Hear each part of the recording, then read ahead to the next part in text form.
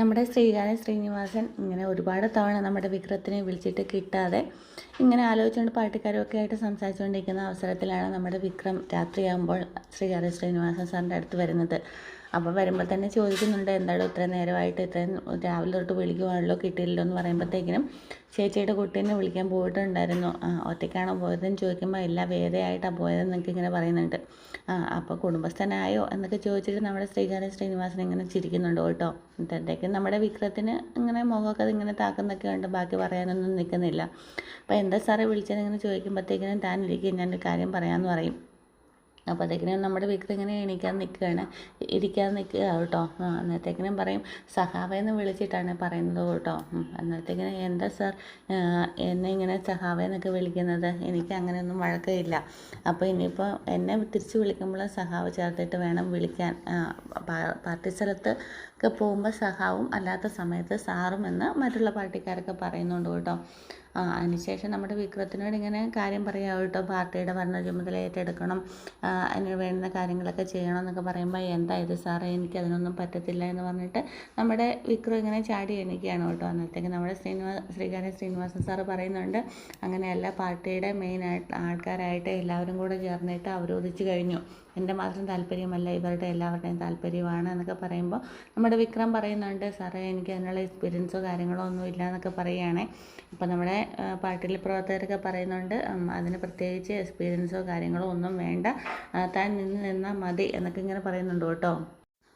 രാഷ്ട്രീയം എങ്ങനെ കൊണ്ടുപോകണമെന്ന് നല്ല രീതിയിൽ അറിയാതിരിക്കുന്നത് തന്നെയാണ് യൂത്തിനെ പ്രതിനിധാനം ചെയ്യുന്ന എല്ലാവർക്കും നല്ലത്. അവർക്ക് വേണ്ടുന്ന കാര്യങ്ങൾ പറഞ്ഞു കൊടുക്കുന്നതിന് വേണ്ടിയിട്ട് ഞങ്ങൾ കിഴവന്മാരും കൂടെ ഉണ്ടാവും എന്നൊക്കെ ഇങ്ങനെ ശ്രീകാര്യ ശ്രീനിവാസൻ സാറ് പറയുകയാണ്. പിന്നീട് രാത്രിയായപ്പം തന്നെ നമ്മുടെ മാഷ് വീട്ടിലോട്ട് കയറി വരികയാണ്. അപ്പോഴത്തേക്കും നമ്മുടെ കമലമ്മയാണ് ഓടി വന്നിട്ട് പറയുന്നുണ്ട്, മാഷേ ഒരു കാര്യം അറിയണം, നമ്മുടെ അപ്പുമോള് വന്നിട്ടുണ്ട്. അപ്പുമോളോ? അതെ അപ്പുമോള് തന്നെ. അപ്പുമോളെ ആരെ കൊണ്ടുവന്നേ? അന്നേരത്തേക്കും നമ്മുടെ വിക്രം എന്ന് പറയുവേ. വിക്രം എന്ന് പറയുമ്പോഴത്തേക്കിനും മുഖം ഇങ്ങനെ മാറും കേട്ടോ. വിക്രമോ?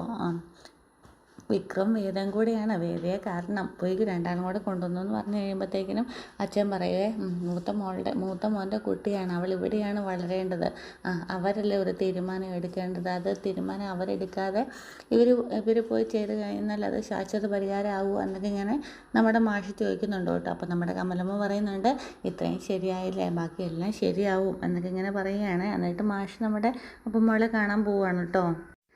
പിന്നെ നമ്മുടെ കൊച്ചുമോളിങ്ങനെ ഓടി വന്നിട്ട് അച്ഛാന്നും പറഞ്ഞ് കെട്ടിപ്പിടിക്കുക കേട്ടോ. അച്ഛൻ ഭയങ്കര സന്തോഷമാവുക, എന്നിട്ട് തൂക്കി എടുക്കുന്നൊക്കെ ഉണ്ട് കേട്ടോ. എന്നിട്ട് അച്ഛൻ ഇങ്ങനെ മടിയിലിരുത്തിയിട്ട് വിശേഷങ്ങളൊക്കെ പറയുകയാണ്. അപ്പം മോളെ എപ്പോഴാണ് വന്നത് എന്നൊക്കെ ചോദിക്കുക. എന്നിട്ട് എന്താ വിളിക്കാൻ എന്നൊക്കെ ഇങ്ങനെ ചോദിക്കുക. അന്നേരം പറയുന്നുണ്ട്, അച്ഛനെ ഒരുപാട് വിളിച്ചു, ആ ഫോണൊന്ന് എടുത്ത് നോക്കാൻ. അപ്പോൾ കമലയും പറയുന്നുണ്ട് കേട്ടോ. ഫോണിങ്ങനെ എടുത്ത് കഴിയുമ്പോഴത്തേക്കിന് ഒരുപാട് കോളുകളൊക്കെ ഇങ്ങനെ കാണുവാണേ. അതിന് ശേഷത്തേക്കിന് അപ്പച്ചൻ എന്താ കൊണ്ടുവന്നതെന്ന് ചോദിക്കും കേട്ടോ.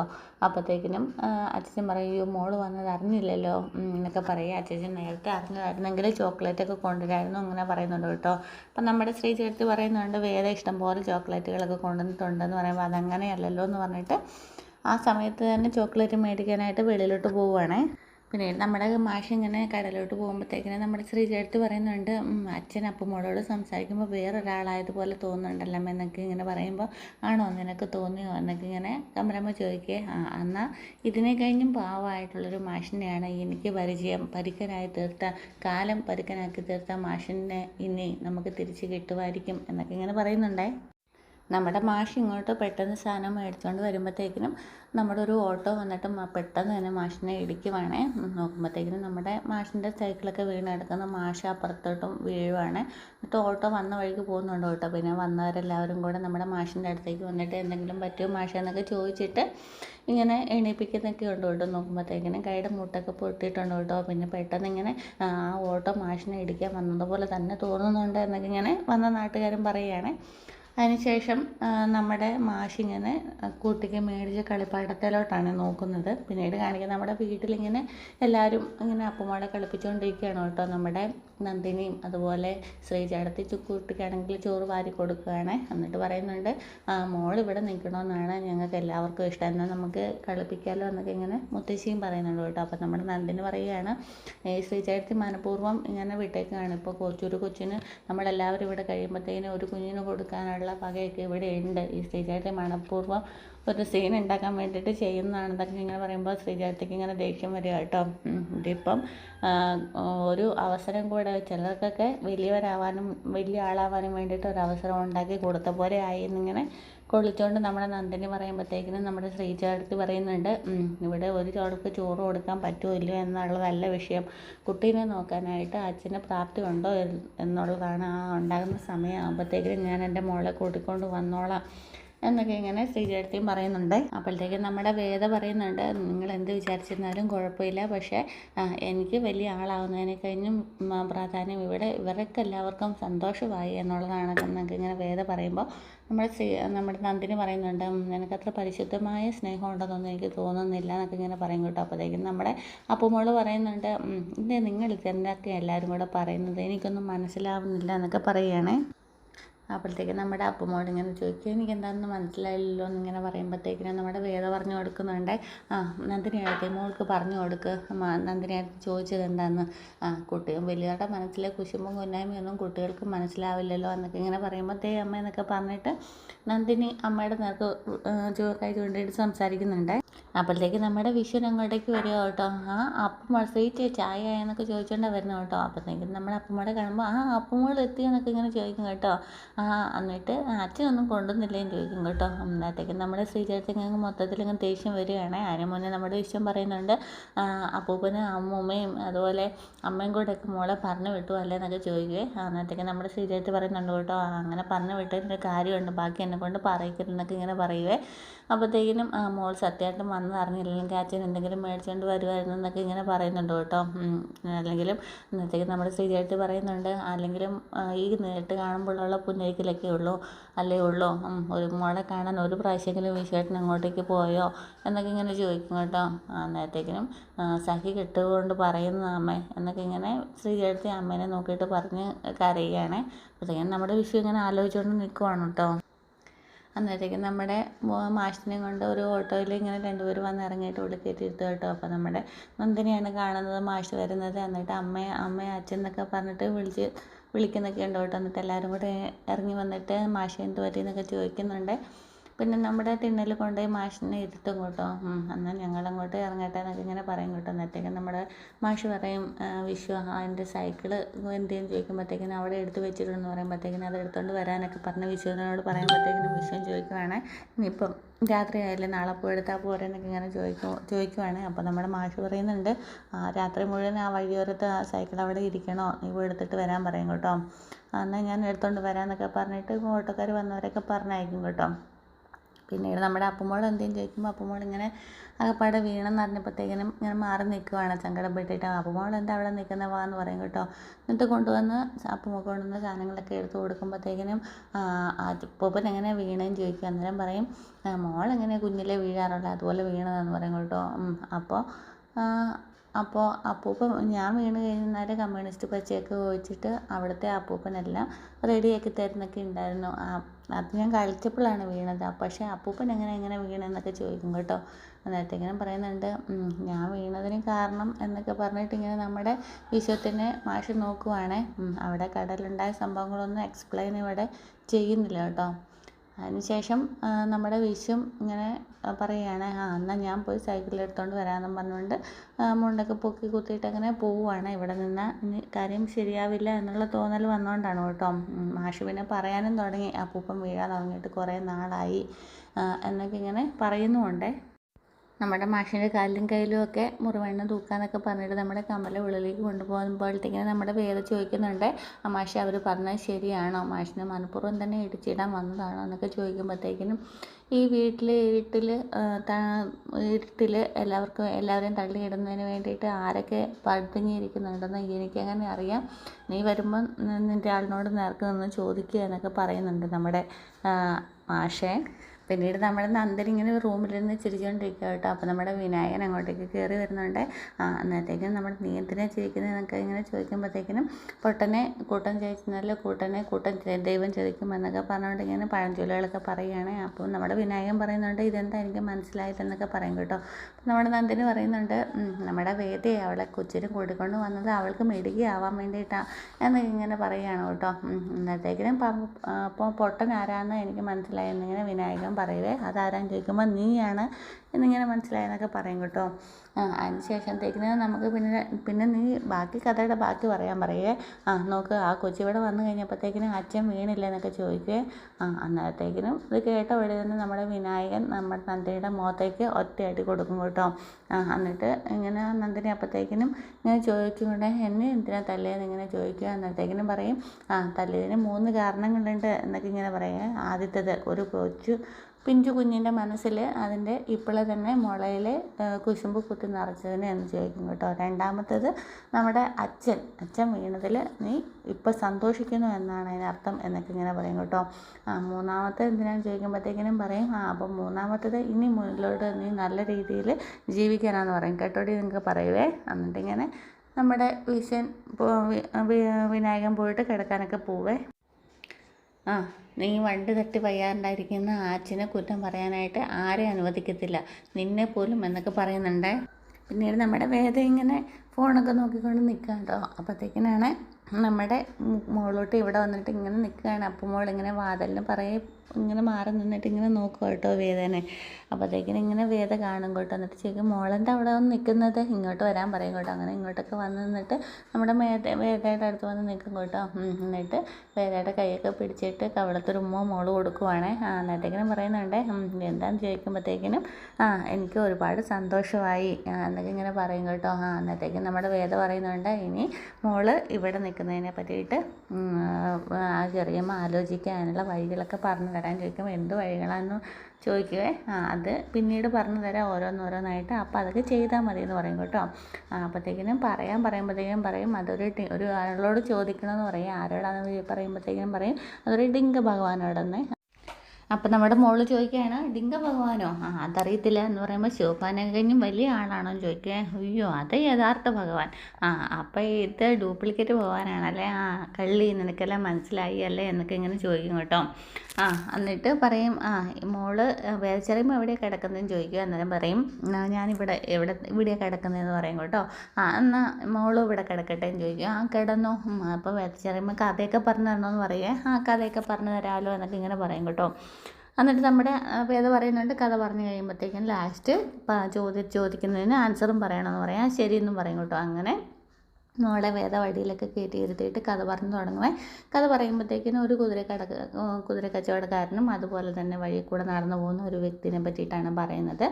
അങ്ങനെ കുതിര കച്ചവടക്കാരൻ ഇങ്ങനെ പോകുമ്പോഴത്തേക്കിനും വഴി കൂടെ വരുന്ന ഒരാൾ ലിഫ്റ്റ് ചോദിക്കുന്നു. ആ ലിഫ്റ്റ് കുതിര കച്ചവടക്കാരൻ കൊടുക്കുന്നു. അതിന് കുറേ ദൂരം ചെന്ന് പട്ടണത്തിൽ എത്തിക്കഴിഞ്ഞപ്പോഴത്തേക്കിനും ലിഫ്റ്റ് കൊടുത്ത ആൾ പറയുകയാണ്, ഈ കുതിര വണ്ടി എൻ്റെ ആണെന്ന് പറയുന്നു. അങ്ങനെ ആ രാജാവിൻ്റെ അടുത്തേക്ക് രണ്ടുപേരും പോകുമ്പോഴത്തേക്കിനും രാജാവിന് അവരെ പരീക്ഷിക്കുന്നതിന് വേണ്ടിയിട്ട് കുതിരനെ കൊണ്ടുപോയി കുതിരാലയത്തിൽ കെട്ടിയിടും. അതിനുശേഷം കുതിരനെ രണ്ടുപേരും കൂടെ കണ്ടുപിടിക്കാനൊക്കെ പറയുന്നുണ്ട്. അങ്ങനെ കുതിര കച്ചവടക്കാരൻ ഇതെൻ്റെ കുതിരയാണെന്ന് പറയുമ്പോഴത്തേക്കിനും മറ്റേ ആളും ഇതും എൻ്റെ കുതിര തന്നെയാണെന്ന് ഇങ്ങനെ പറയും.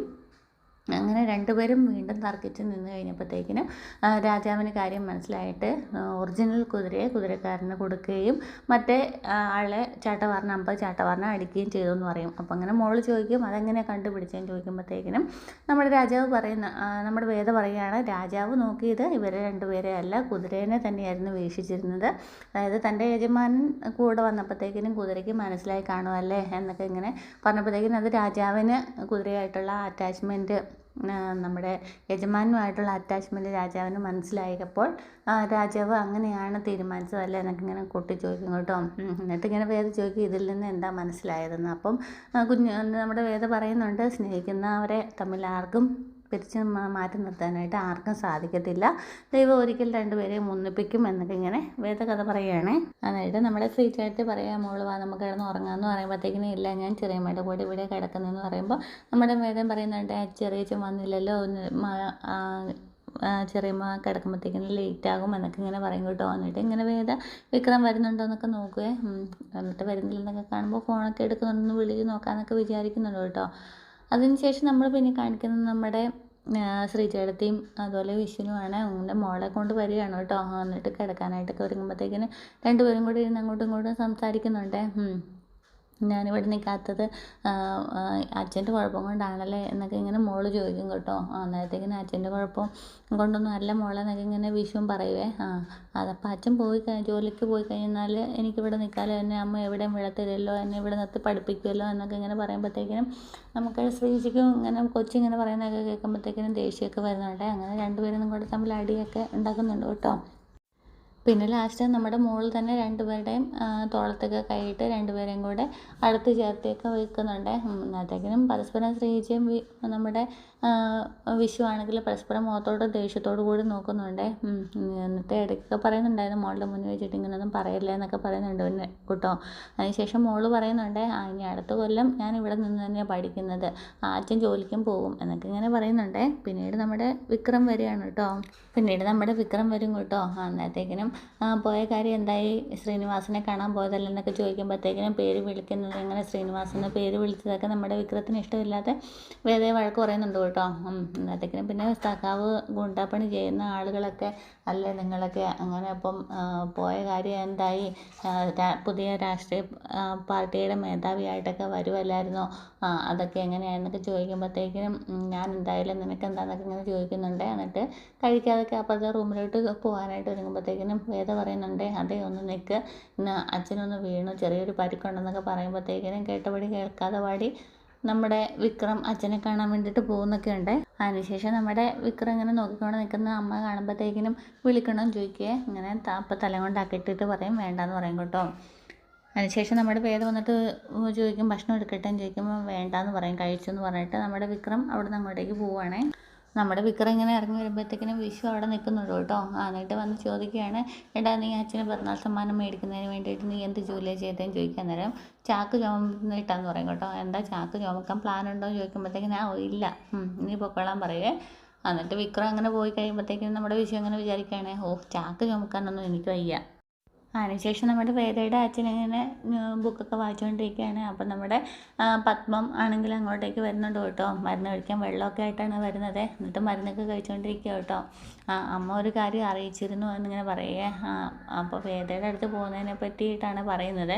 അപ്പോൾ നമ്മുടെ ഇങ്ങനെ ജഡ്ജി പറയുവേ, എന്താ അമ്മ ഇങ്ങനെ പറഞ്ഞിരുന്നു എന്ന് പറയും കേട്ടോ. എന്നിട്ടേക്കും നമ്മുടെ പത്മം പറയുന്നുണ്ട്, എന്നിട്ട് എന്താ ഒന്നും സൂചിപ്പിക്കാതിരുന്നതെന്ന് പറയുമ്പോഴത്തേക്കിനും അല്ല, ഞാൻ അങ്ങോട്ടേക്ക് പോകുന്നതിന് വിരോധം ഉണ്ടോ എന്ന് ഇങ്ങനെ ചോദിക്കുകയെ. അന്നേരത്തേക്കിനും നമ്മുടെ ജഡ്ജി അദ്ദേഹം പറയുന്നുണ്ട്, ഇനിയിപ്പം വിദ്വേഷവും ദേഷ്യവും ഒക്കെ വെച്ച് പുലർത്തിയിട്ട് അവസാനം ഭസ്മാകാനല്ലേ, അപ്പം നമ്മളിനി അതിനൊക്കെ എന്തിനാണ് നിൽക്കുന്നതെന്നൊക്കെ ചോദിക്കുവാണേ.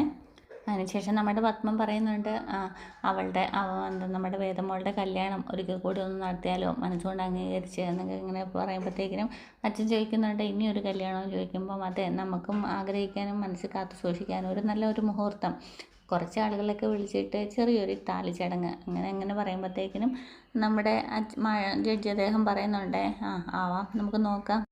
അപ്പോഴത്തേക്കിനും നമ്മുടെ ശ്രീകാന്തും അങ്ങോട്ട് വരുന്നുണ്ട്. എന്നിട്ട് ചോദിക്കുന്നുണ്ട്, അച്ഛനീ പറയുന്ന കാര്യങ്ങളൊക്കെ മനസ്സുകൊണ്ട് ആഗ്രഹിച്ച് തന്നെ പറഞ്ഞതാണോ എന്നൊക്കെ പറയുമ്പോഴത്തേക്കിനും പറയുന്നുണ്ട്, കാശിയിൽ പോയത് മനുഷ്യനെ ദഹിപ്പിക്കുന്നതൊക്കെ യമനാണെങ്കിൽ കാലിനാണ് നമ്മുടെ പരമശിവൻ. അദ്ദേഹം എനിക്ക് ഒരുപാട് കാര്യങ്ങൾ വെളിവാക്കി തന്നിട്ടുണ്ട്. വിക്രത്തിൻ്റെതായ രീതികളിലൂടെ മുന്നോട്ട് പോവുകയാണെങ്കിൽ വേദ പറയുന്നതിനോട് ഞാൻ യോജിക്കത്തില്ല. അതല്ല, അവൻ നല്ല രീതിയിൽ വരികയാണെങ്കിൽ ഞാൻ അംഗീകരിക്കുക തന്നെ ചെയ്യുമെന്ന് നമ്മുടെ ജഡ്ജി അദ്ദേഹം പറയുന്നുണ്ട്. അപ്പോഴത്തേക്കിനും വീണ്ടും ശ്രീകാന്ത് ഇങ്ങനെ പറയുന്നുണ്ട്, അവനെ ഇപ്പോൾ പാർട്ടിയുടെ കീഴിൽ കൊണ്ടുവന്നിരിക്കുന്നത് തന്നെ അവനെ പാർട്ടിയുടെ കീഴിലെ അധോലോക നായകനാക്കാനാണ് എന്നൊക്കെ ഇങ്ങനെ നമ്മുടെ ശ്രീകാന്ത് പറയുമ്പോൾ എന്നാൽ നീ അത് തെളിയിക്കുക എന്നൊക്കെ ജഡ്ജി അദ്ദേഹം പറയുന്നുണ്ട് കേട്ടോ. പിന്നീട് കാണിക്കുന്നത് നമ്മുടെ മാഷ് ഇങ്ങനെ നമ്മുടെ കണക്കൊക്കെ എഴുതിക്കൊണ്ടിരിക്കുമ്പോൾ വിഷു വന്നിട്ട് അച്ഛ എന്നൊക്കെ വിളിച്ചിട്ട് വന്നിട്ട് ചോദിക്കുന്നുണ്ട്, അച്ഛൻ്റെ സൈക്കിളൊന്നും എനിക്ക് വേണമെന്ന് പറയും കേട്ടോ. എന്തിനാന്ന് ചോദിക്കുമ്പോഴത്തേനും കാര്യം പറയുന്നില്ലേ, അതെനിക്കൊന്ന് വേണമെന്ന് വെച്ചാൽ എന്നിങ്ങനെ പറയും കേട്ടോ. കാശിനാണോ ഇനി ഞാൻ കാശും കൂടെ തന്ന് സഹായിക്കണമെന്നൊക്കെ ചോദിക്കുന്നുമുണ്ട്. നല്ല അച്ഛ എന്നൊക്കെ പറയുന്നുണ്ട് കേട്ടോ. സൈക്കിള് എടുക്കുന്നതുകൊണ്ട് കുഴപ്പമൊന്നുമില്ല, പക്ഷേ അതിൻ്റെ ചെയിൻ തെറ്റിയിട്ടുണ്ടെന്നൊക്കെ ഇങ്ങനെ പറയുവേ. എന്നിട്ട് നമ്മുടെ വിഷു ഇങ്ങനെ സന്തോഷത്തോടു കൂടി പോവുകയാണ്. പിന്നീട് കാണിക്കുന്ന നമ്മുടെ വേദയുടെ മുത്തശ്ശി അമ്മയും കൂടെ വരുന്നുണ്ട് കേട്ടോ. അങ്ങനെ അടുക്കള തിണ്ണയിലൊക്കെ കയറിയിരിക്കുകയാണ്. അന്നത്തേക്ക് നമ്മുടെ മാഷ് അങ്ങോട്ടേക്ക് വരും കേട്ടോ. എന്നിട്ട് പറയുന്നുണ്ട്, നിങ്ങളോ ഇരിക്കുന്നൊക്കെ പറഞ്ഞ് സംസാരിക്കുമ്പോഴത്തേക്കിനും പറയുന്നുണ്ട്, കാര്യങ്ങളൊക്കെ ഇങ്ങനെയൊക്കെ ആയ സ്ഥിതിക്ക് വേദയുടെയും വിക്രത്തിൻ്റെയും കാര്യം ഒന്നും തീരുമാനത്തിലെത്തണ്ടേന്ന് ചോദിക്കും കേട്ടോ. അപ്പം കാര്യങ്ങളൊക്കെ എങ്ങനെ ആയെന്നാണ് നിങ്ങൾ ഈ പറയുന്നതെന്ന് ഇങ്ങനെ മാഷ് ചോദിക്കുകയെ. അന്നത്തേക്കും നമ്മുടെ മുത്തശ്ശി പറയുന്നുണ്ട്, മാഷേ നിങ്ങളുടെ അമ്മ തറവാട്ടിൽ കൊണ്ടുപോയി മാലയിടിയിക്കൽ ചടങ്ങ് നടത്തിയതും അതുപോലെ തറവാട്ടിൽ താമസിപ്പിച്ചതും ഒക്കെ ഞങ്ങൾ അറിഞ്ഞു. അപ്പം ഞങ്ങൾക്കും ഞങ്ങളുടെ കുട്ടിയുടെ വിവാഹം ഒരു നല്ല രീതിയിൽ നടന്ന് കാണണമെന്ന് ആഗ്രഹം ഉണ്ടാവില്ല എന്നൊക്കെ ഇങ്ങനെ മുത്തശ്ശി ചോദിക്കുകയാണേ. അമ്മ കാണിച്ച മണ്ടത്തരങ്ങൾ മറ്റുള്ളവർക്ക് അംഗീകരിക്കണമെന്നില്ലല്ലോ എന്നൊക്കെ ഇങ്ങനെ മാഷി ചോദിക്കുമ്പം നമ്മുടെ വേദയുടെ അമ്മ പറയുന്നുണ്ട്, ഞങ്ങൾക്കും ഞങ്ങളുടെ മോളുടെ കല്യാണം കാണണമെന്ന് ആഗ്രഹമില്ല എന്നൊക്കെ ഇങ്ങനെ ചോദിക്കുവേ. അപ്പോഴത്തേക്കും നമ്മുടെ നന്ദിനി ഇങ്ങനെ ചായയായിട്ട് വരും കേട്ടോ. വിക്രം ഇപ്പോഴും പഴയ പോലെ തന്നെയാണെന്നൊക്കെ ഇങ്ങനെ പറയുമ്പോഴത്തേക്കിനും നമ്മുടെ കമലമ്മ നമ്മുടെ നന്ദിനിനെ വഴക്ക് പറയുന്നുണ്ട്. അത് നീയാണോ തീരുമാനിക്കുന്നതെന്ന് പറഞ്ഞിട്ട് കമലമ്മ പറയുന്നുണ്ട്, നിങ്ങൾ പറയാൻ വന്ന കാര്യം പറയാൻ പറയുക. അന്നേരം പറയും, ഇങ്ങനെ താലി കെട്ടിയിട്ട് ഒരു കല്യാണം നടത്തുന്ന കാണണമെന്നാണ് ആഗ്രഹം. ഇപ്പോഴും ദേഷ്യത്തിന് വേണ്ടിയിട്ടും വഴക്ക് മൂത്ത് ആ കഴുത്തിൽ കെട്ടിയ താലി മാറ്റിയിട്ട് നല്ലൊരു സ്വർണ്ണമാലയിൽ കെട്ടി ആ താലി ഇങ്ങനെ ഇട്ടുകൊണ്ട് നടക്കുന്നത് കാണണം എന്നൊക്കെ ഇങ്ങനെ മുത്തശ്ശി പറയുവാണേ. അന്നേരത്തേക്കിനും നിങ്ങൾ ചായ കുടിക്കുക എന്നിങ്ങനെ മാഷ് പറയും കേട്ടോ. വേദയെ എനിക്കിഷ്ടമല്ല എന്നല്ല, ഇഷ്ടമൊക്കെ തന്നെയാണ്. പക്ഷേ എൻ്റെ മകൻ ഈ കുട്ടീനെ അർഹിക്കുന്നില്ല എന്നേ ഞാൻ പറഞ്ഞുള്ളൂ എന്നൊക്കെ ഇങ്ങനെ പറയുമ്പോഴത്തേക്കിനും ഇനിയും അത് വേണോ, അതിനെ പറ്റിയിട്ടൊക്കെ സംസാരിക്കണോ എന്നൊക്കെയുള്ള രീതിയിൽ ഇങ്ങനെ വേദയും പറയുന്നുണ്ട്. അതുപോലെ തന്നെ നമ്മുടെ മുത്തശ്ശിയൊക്കെ സംസാരിക്കുന്നുണ്ട് കേട്ടോ. അപ്പം എനിക്ക് ഇത്രേ പറയാനുള്ളൂ, ഇനി ബാക്കി നിങ്ങൾക്ക് എങ്ങനെ വേണമെങ്കിലും തീരുമാനിക്കുമെന്ന് കമലയായിട്ടൊക്കെ സംസാരിക്കുമെന്ന് പറഞ്ഞിട്ട് അച്ഛൻ എണീച്ച് പോവുകയാണ്. അന്നത്തേക്കിനും കമല ഇങ്ങനെ പറയുന്നുണ്ട് കേട്ടോ, അദ്ദേഹത്തിനോട് ഞാൻ സംസാരിച്ചോളാം എന്നൊക്കെ പറയും കേട്ടോ. ജഡ്ജി അദ്ദേഹത്തിനോട് എന്നൊക്കെ ഇത് അറിഞ്ഞു കഴിഞ്ഞാൽ, ഇങ്ങനെ മാഷ് പറഞ്ഞത് അറിഞ്ഞു കഴിഞ്ഞാൽ അത് എന്താവും എന്നൊക്കെ ഇങ്ങനെ പത്മവും പറയുന്നുണ്ട്. അപ്പോഴത്തേക്കിനും അങ്ങനെ നമ്മുടെ മുത്തശ്ശി പറയുന്നുണ്ട്, ഇത് ഇപ്പം 10 ആൾക്കാരാണെങ്കിലും നല്ല രീതിയിൽ അറിഞ്ഞൊരു താലികെട്ട് ചടങ്ങ് നടത്തണ്ടേ, എന്നാലല്ലേ സമൂഹത്തിലാണെങ്കിലും ഒരു വിലയുണ്ടാവുകയുള്ളൂ എന്നൊക്കെ പറയുമ്പോൾ നമ്മുടെ കമലയ്ക്ക് ഒത്തിരി സന്തോഷമൊക്കെ ആകുന്നുണ്ട്. നിങ്ങളുടെ പെൺകുട്ടിയെ മാന്യമായ ഒരു സ്ഥലത്തേക്ക് വിവാഹം കഴിച്ച് കൊണ്ടുപോയി എന്ന് പറയാനൊരു അവസരം നിങ്ങൾക്കുണ്ടാവും എന്നത് കമലയുടെ വാക്കാന്നൊക്കെ ഇങ്ങനെ കമലമ്മ പറയുന്നുണ്ട്. പ്രതീക്ഷിക്കാതെ വന്നതാണെങ്കിലും വന്ന് കയറിയൊരു മഹാലക്ഷ്മിയാണ്, അങ്ങനെ ഞാൻ ഇവളെ ഇറക്കി വിടില്ല എന്നൊക്കെ ഇങ്ങനെ അമ്മയും പറയുന്നുണ്ട്. പിന്നീട് നന്ദിനിക്ക് ഇരിക്കപ്പുറത്തില്ലാതെ നമ്മുടെ വിക്രത്തിനെ വിളിക്കുന്നുണ്ട് കേട്ടോ. വിക്രത്തിനെ ഒന്ന് പിരികേറ്റി ഇങ്ങോട്ടേക്ക് വിടാമെന്നാണ് ഉദ്ദേശിച്ചത്. പക്ഷേ റേഞ്ച് ഇല്ലാത്ത കാരണം വിക്രത്തിന് ഫോൺ കിട്ടി, പക്ഷേ ഒന്നും പറയുന്നൊന്നും കേൾക്കാനും പറ്റിയില്ലേ. അപ്പോൾ ഈ സംസാരിച്ചതൊക്കെ നമ്മുടെ ശ്രീജേടത്തി കേട്ട് കാണുമെന്ന് ഇങ്ങനെ പേടിച്ചുകൊണ്ട് ഇങ്ങനെ വരികയാണ്. അന്നേരത്തേക്കിനും ശ്രീജേടത്തി ഇങ്ങനെ ചോദിക്കും കേട്ടോ, നിൻ്റെ മോൻ എന്താ വല്ലാതിരിക്കുന്നതെന്നൊക്കെ ചോദിക്കുമ്പോഴത്തേക്കിനും, അല്ല ഇത് കൂട്ടരും കൂടെ അംഗീകരിച്ച് കല്യാണം കൂടെ നടത്തി കഴിഞ്ഞ് കഴിഞ്ഞാൽ ഇപ്പോഴേ അവളുടെ അഹങ്കാരം സഹിക്കാൻ വയ്യ, ഇനി അതുകൂടെ നടത്തി കഴിഞ്ഞ് കഴിഞ്ഞാൽ എന്താവുമെന്നൊക്കെ ഇങ്ങനെ നമ്മുടെ നന്ദിനി പറയുന്നുണ്ട്. അന്നത്തേക്കിനും അത് അങ്ങനെ സംഭവിച്ചു കഴിഞ്ഞാൽ നല്ല കാര്യമാണ്, നിനക്ക് മാത്രമേ അങ്ങനെ തോന്നുള്ളൂ എന്നൊക്കെ പറയും കേട്ടോ. അമ്മയും വേദം കൂടെ തിരുമേനിയെ കാണാൻ പോയിരിക്കുക എന്നൊക്കെ പറയുമ്പോൾ എന്താണെങ്കിലും നമ്മുടെ നന്ദിനിക്ക് ഈ പറഞ്ഞത് കേട്ടിട്ട് അങ്ങോട്ട് സഹിക്കാൻ പറ്റുന്നില്ലേ. പിന്നെ നമ്മുടെ വേദയും മുത്തശ്ശി ഇങ്ങോട്ട് നടന്നു വരുമ്പോഴത്തേക്കിനും ഇങ്ങനെ സംസാരിച്ചുകൊണ്ട് പറയുകയാണ്, തിരുമേനി പറയുന്ന കാര്യങ്ങളൊക്കെ നല്ല രീതിയിൽ തന്നെ നടക്കും, പറയുന്ന കാര്യങ്ങളൊക്കെ അച്ചട്ടാണ് എന്നൊക്കെ പറയും കേട്ടോ. തുളസിയിലെടുത്ത് ഇട്ട് കഴിഞ്ഞാൽ ആ കാര്യങ്ങളൊക്കെ ഒരുപാട് കാര്യങ്ങൾ നടന്നിട്ടും ഉണ്ടെന്നൊക്കെ ഇങ്ങനെ പറയുകയാണ്. അപ്പോൾ അതിനുശേഷം ഇങ്ങനെ പറയുന്നുണ്ട്, ഈ ഒരു കല്യാണത്തിനോട് വിക്രത്തിന് ചെറിയൊരു ഇതൊക്കെ ഉണ്ട്, പക്ഷേ അത് മോളെ ഇഷ്ടമാണ്, അവന് ഇഷ്ടമല്ലാഞ്ഞിട്ടല്ല. പക്ഷേ രണ്ട് വീട്ടുകാരുടെ മുന്നിൽ, മോളുടെ വീട്ടുകാരുടെ മുന്നിൽ നിൽക്കാനൊക്കെ ഒരു മടിയുണ്ട്, കാരണം കുറ്റം ചെയ്ത ആളാണല്ലോ, ആ ഒരു ഇതേ ഉള്ളൂ. പക്ഷേ ഇതിപ്പോൾ അംഗീകരിച്ച് കല്യാണം നടത്തി കഴിഞ്ഞാൽ അവന് പ്രശ്നമൊന്നും ഉണ്ടാവത്തില്ല എന്നൊക്കെ പറയുന്നുണ്ട്. പിന്നെ ഇങ്ങനെ നമ്മുടെ മോളുടെ അമ്മേനെ മുത്തശ്ശി ആരെങ്കിലും വിളിക്കും, നമുക്ക് ഈ തിരുമേനി പറഞ്ഞ കാര്യം അവരെ കൂടെ അറിയിക്കുക എന്ന് പറഞ്ഞിട്ട് ഇങ്ങനെ ഫോൺ വിളിച്ച് തരാൻ പറയുന്നുണ്ട്. അങ്ങനെ മുത്തശ്ശി ഇങ്ങനെ ഫോൺ വിളിച്ചിട്ട് പറയുകയാണ്, നല്ലൊരു കർക്കിടകത്തിന് മുന്നിൽ തന്നെ ഇങ്ങനൊരു ചടങ്ങ് നടത്തണം, എന്താണെങ്കിലും നല്ലതാണ്, അത് നടത്തിക്കോളൂ. അങ്ങനെയാണെങ്കിൽ ഈ വരുന്ന 21-ാം തീയതി ഒരു നല്ലൊരു മുഹൂർത്തമുണ്ട്, ആ മുഹൂർത്തത്തിൽ നടത്തുക എന്നിങ്ങനെ പറയുമ്പോഴത്തേക്കിനും നമ്മുടെ വേദയുടെ അമ്മ ഇതിങ്ങനെ അടുത്തല്ലോ ഈ 21-ന് ചോദിക്കുക. അന്നേരത്തേക്കും നമ്മുടെ മുത്തശ്ശി പറയുന്നുണ്ട്, അവരുടെ കല്യാണം ഇതിലും വേഗത്തിൽ നടന്നതല്ലേ, അപ്പം ഇതൊന്നും വലിയൊരു കാര്യമായിട്ട് കണക്കാക്കേണ്ട എന്നൊക്കെ ഇങ്ങനെ മുത്തശ്ശിയും പറയുന്നുണ്ട്. അങ്ങനെ അവർ തിരിച്ചൊരു ഓട്ടോയിലാണ് വരുന്നത്. ഓട്ടോയിൽ വരുമ്പോഴത്തേക്കിനും ഓട്ടോക്കാരനൊന്ന് ഇടയ്ക്ക് വെച്ച് നിർത്തിയിട്ട് എന്തോ സാധനം മേടിക്കാൻ പോകുമ്പോഴത്തേക്കിനും നമ്മുടെ വിശ്വേട്ടൻ ഇങ്ങനെ സൈക്കിളിൽ വന്നിട്ട് ലോട്ടറി വിൽപ്പന നടത്തുകയാണ് കേട്ടോ. ഇന്ന് ചേട്ടൻ തീർച്ചയായിട്ടും അടിച്ചിരിക്കും എന്നൊക്കെ പറഞ്ഞിട്ട് ഇങ്ങനെ ലോട്ടറി കൊടുക്കുന്നത് നമ്മുടെ കമലമ്മയും വേദയും കാണുന്നുണ്ട് കേട്ടോ. അന്നേരത്തേക്കിനും വിശ്വെന്നും പറഞ്ഞ് അമ്മ വിളിക്കാനായിട്ട് ഒരുങ്ങുമ്പോഴത്തേക്കിനും, വേണ്ട അമ്മേ വിളിക്കണ്ട, ഇനിയിപ്പോൾ സ്വന്തമായിട്ട് അധ്വാനിച്ച് പൈസ ഉണ്ടാക്കുന്നതല്ലേ, അപ്പോൾ ഇനി നമ്മൾ കണ്ടു കഴിഞ്ഞാൽ ഒരു നാണക്കേട് വല്ലതും തോന്നിയാലോ, അതുകൊണ്ടെന്നൊക്കെ പറഞ്ഞിട്ട് അങ്ങനെ വിളിക്കാതെ വീട്ടിൽ പോവേ. പിന്നീട് നമ്മുടെ വേദയും കുട്ടികളും ഒക്കെ ആയിട്ട് കണ്ണുപൊത്തി കളിയൊക്കെ കളിച്ചുകൊണ്ടിരിക്കുമ്പോഴത്തേക്കും നമ്മുടെ വിഷയം ഒരു പാക്കറ്റ് നിറച്ച് ബേക്കറി സാധനങ്ങളൊക്കെ ആയിട്ട് വരുവാണ് കേട്ടോ. എന്നിട്ടിങ്ങനെ പറയുവേ, ഇങ്ങനെ മിണ്ടാതെ വന്ന് നിൽക്കുക കേട്ടോ. നല്ല കളിയാണല്ലോ എന്നൊക്കെ ഇങ്ങനെ പറയും കേട്ടോ. എന്നിട്ട് ബേക്കറി സാധനങ്ങളൊക്കെ മോളുടെ കയ്യിലെടുത്ത് കൊടുക്കുമ്പോഴത്തേക്കും നമ്മുടെ ശ്രീജ ചോദിക്കുന്നുണ്ട്, വിശ്വട്ടാ ഇത് എവിടെ നിന്നാണ് പൈസ കിട്ടിയത്, ആരുടെങ്കിലും മേടിച്ചതാണോ അതോ പലിശക്ക് എടുത്താണോ എന്നൊക്കെ ചോദിച്ച് ആക്ഷേപിക്കുമ്പോഴത്തേക്കും നമ്മുടെ പേര് ചോദിക്കുന്നുണ്ട്, അതെന്താ സ്ത്രീ എടുത്തി അങ്ങനെ ചോദിച്ചത് എന്നൊക്കെ പറയും. ഇത് അധ്വാനിച്ചിട്ടുണ്ടാക്കിയ പൈസയാണെന്ന് എനിക്ക് തോന്നുന്നത് ഇങ്ങനെ പറയുമ്പോൾ നമ്മുടെ വിശ്വം പറയുന്നുണ്ട്, അങ്ങനെ പറഞ്ഞു കൊടുക്ക് വേദ എന്നൊക്കെ പറയുന്നുണ്ട് കേട്ടോ. പിന്നീട് നമ്മുടെ നന്ദിനിക്കും അതുപോലെ വിനായകനും ഈ കല്യാണത്തിനോട് അത്ര യോജിപ്പൊന്നും ഇല്ല. ഭയങ്കര ദേഷ്യത്തിലാണ് ഇരിക്കുന്നത്.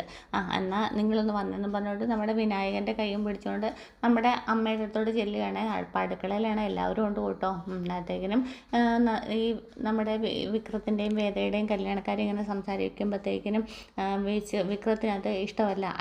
അച്ഛന് സമ്മതമാണ്, അച്ഛനും സമ്മതമല്ലല്ലോ എന്നൊക്കെ പറയുമ്പോഴത്തേക്കിനും നമ്മുടെ കമലമ്മ പറയുന്നുണ്ട്, നീ അതിനെപ്പറ്റി ആലോചിച്ചിട്ട് ബുദ്ധിമുട്ടണ്ട, അത് ഞാൻ സമ്മതിപ്പിച്ചു, ആ കാര്യം എങ്ങനെ വേണമെന്ന് എനിക്കറിയാമെന്നൊക്കെ ഇങ്ങനെ കമലമ്മ പറയുമ്പോഴത്തേക്കും നമ്മുടെ നന്ദിനി പറയുകയാണ്, അമ്മ ഇത്രയും കൂടെ കാലം ജീവിച്ചിട്ട് കരഞ്ഞും കാല് പിടിച്ചും അമ്മ അത് പറഞ്ഞ് സമ്മതിപ്പിക്കുമായിരിക്കും, പക്ഷേ വിക്രത്തിൻ്റെ കാര്യം അങ്ങനെയാണോ, വിക്രം ഒരിക്കലും ഇവളെ കെട്ടാനായിട്ട് സമ്മതിക്കത്തില്ല എന്നൊക്കെ പറഞ്ഞുകൊണ്ട് വരുമ്പോഴത്തേക്കിനും നമ്മുടെ വിക്രം വന്ന് നിൽക്കുന്നിടത്താണ് ഇങ്ങനെ ഇന്നത്തെ എപ്പിസോഡ് അവസാനിക്കുന്നത്.